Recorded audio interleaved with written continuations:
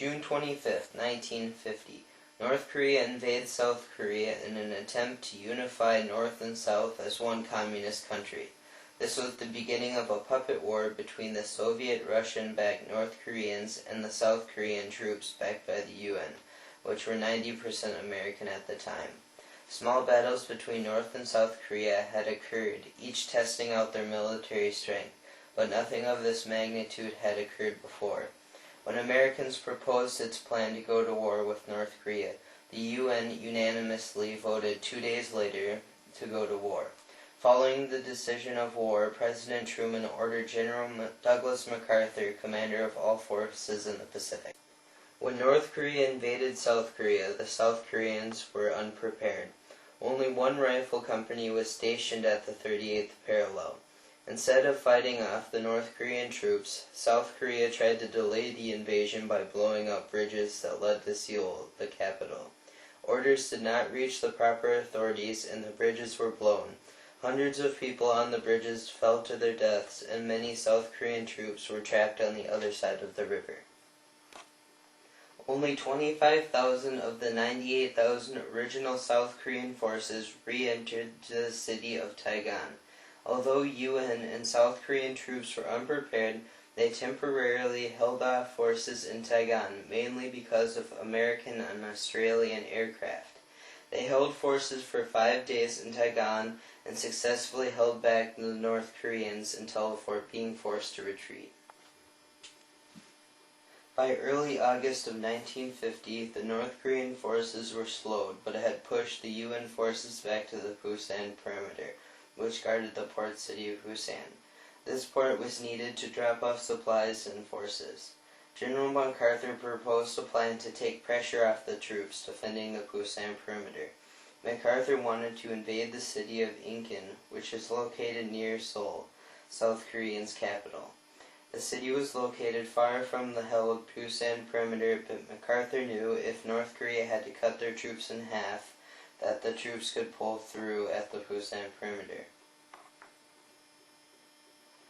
MacArthur's plan was a success. Over 70,000 troops landed at Incheon and easily took over the 1,600 troops stationed there. Once landed, they raced over to the Kimpo airport, located less than a mile away. MacArthur's insane plan turned into the most successful amphibious or combined land-sea operation in history.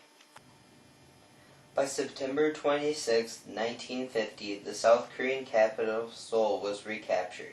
By the end of September, the 38th parallel was re-established and South Korea was restored. At this point, the UN's goals changed.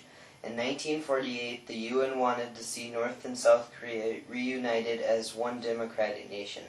Since the recapturing of South Korea went so smooth, the UN wanted to proceed to unify North Korea. UN troops were divided by MacArthur. One would head towards China, and the other one would capture the North Korean capital.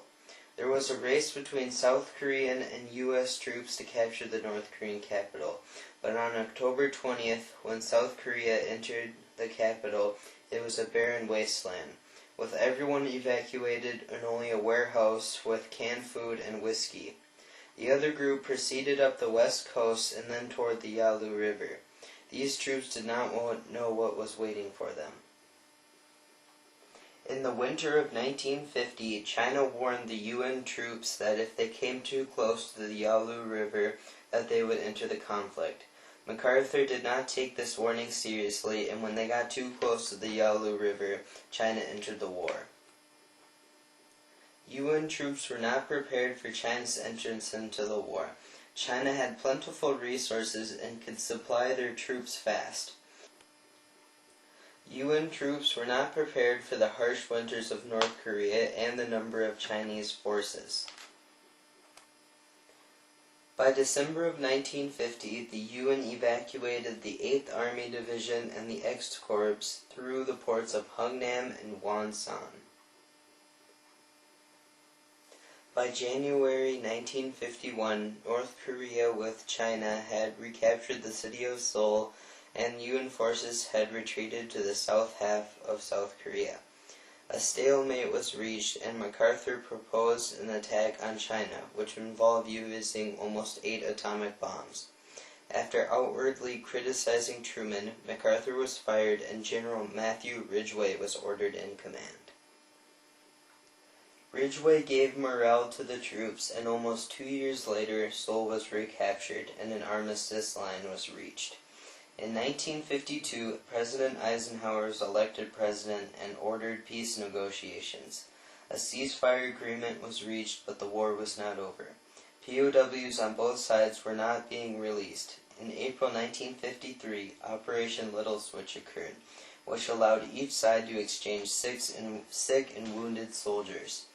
By June, both sides agreed to exchange all their POWs in Operation Big Switch, and on July 27, 1953, the Korean War was over.